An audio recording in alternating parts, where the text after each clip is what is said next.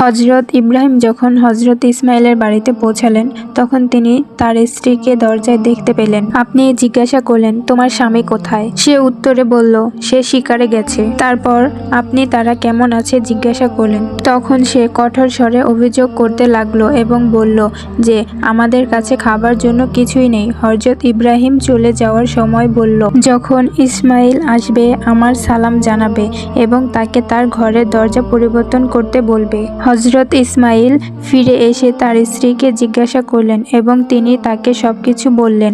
হযরত ইসমাইল বুঝতে পারলেন এবং সাথে সাথে তাকে তালাক দিয়ে দিলেন। কিছুক্ষণ পর ইব্রাহিম আবার ফিরে এলেন। এবার তিনি হযরত ইসমাইলের নতুন স্ত্রীকে খুঁজে পেলেন। তিনি জিজ্ঞাসা করলেন, তোমার স্বামী কোথায়?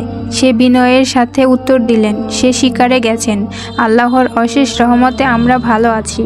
তারপর তিনি ভালোবাসার সাথে তাকে দুধ ও মাংস খেতে দিলেন। হযরত ইব্রাহিম প্রার্থনা করে বললেন, যখন ইসমাইল আসবে তাকে আমার সালাম জানাও এবং বলো যে এখন তোমার ঘরের দরজা ঠিক আছে।